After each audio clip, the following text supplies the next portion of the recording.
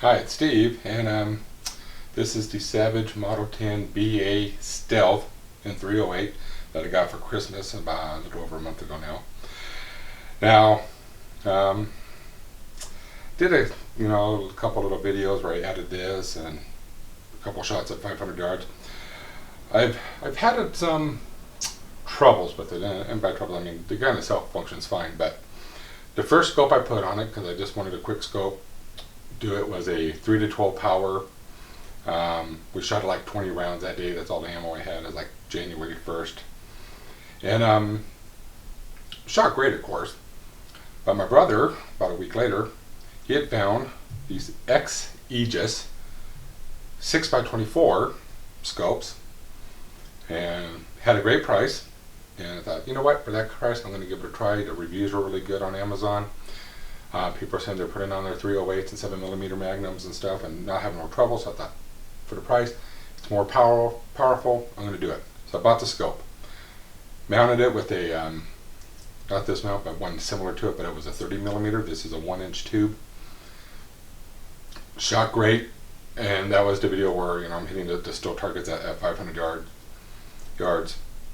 But did have trouble that day. One, the scope, we didn't notice right at first, we noticed towards the end of the day, had actually slid, so that was my fault. I didn't tighten the thing up very good. So we're shooting farther now. We're shooting like at 750 yards and then even up to 850 yards. And went to focus it because it has a focusing ring, and I noticed there's some movement in the scope. I'm like, oh crap, what the hell is going on now? So got poking around it, and it turned out the rail, the Picatinny rail that comes with the gun, that had loosened up. So we had to take the scope back off, take out each screw. There was no Loctite on it from the factory. So we put Loctite on it, cranked it down, got back shooting great. Okay, so that was the end of that day. However, the 30mm rings mount here that I had, I didn't like the look of it, because it has the 1-inch insert, but it looks funky. So I found a set of, for 1-inch rings, for 1-inch tubes. It's a solid piece.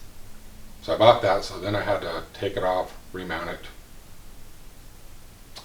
reshot it again. Okay.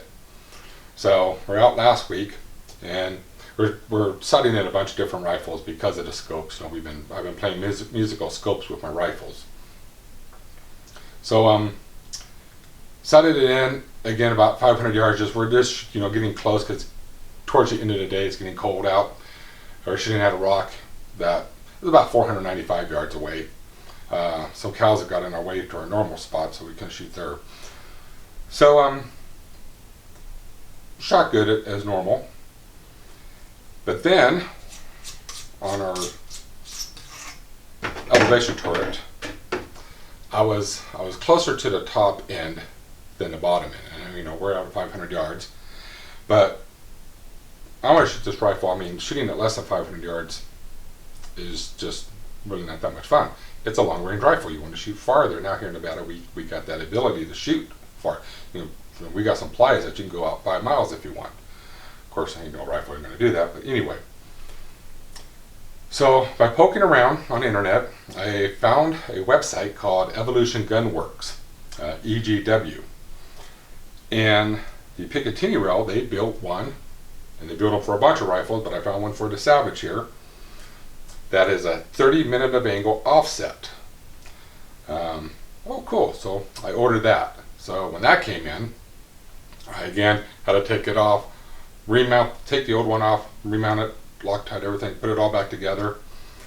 And then we again shot it again, and we're good. And now I got this little bit of elevation to go down. So if I actually want to come before 500 yards, closer to 500 yards, I can. But I'm going to have a lot of room. It's like 4/5 of the available space, the MOA, to go farther out. So now I'm happier. So now we actually really got to get in there and start setting it up for targets, getting it on paper, zeroing at 500, 550, 600, 650, so forth, until I'm happy. Also, the first time we went out shooting, said, I had a box of 20 rounds. I shot about 15 of it myself.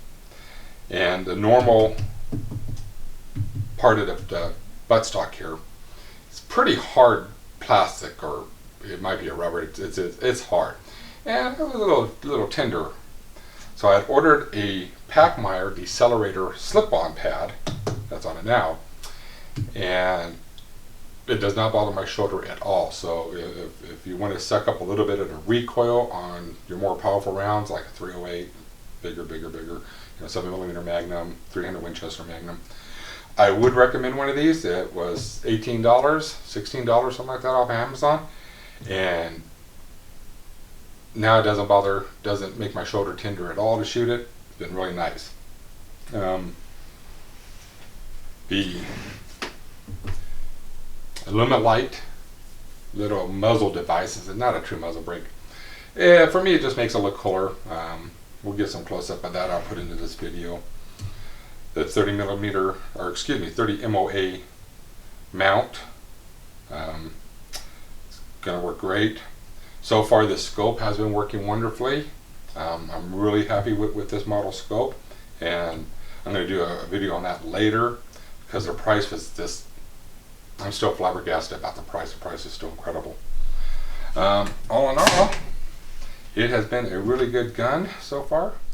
Okay, here's a close-up of that EGW rail, and I'm not sure if you're really going to pick it up in the camera, but the front end is just a little lower than the back end, and so just so you can get out there a little bit farther, adjust your scope a little bit more.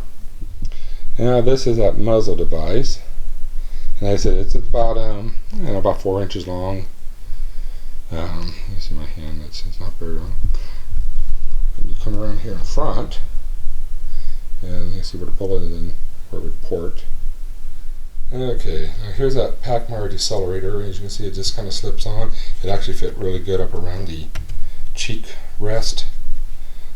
It gives you like an entire inch of just padding back here. It really helped a lot.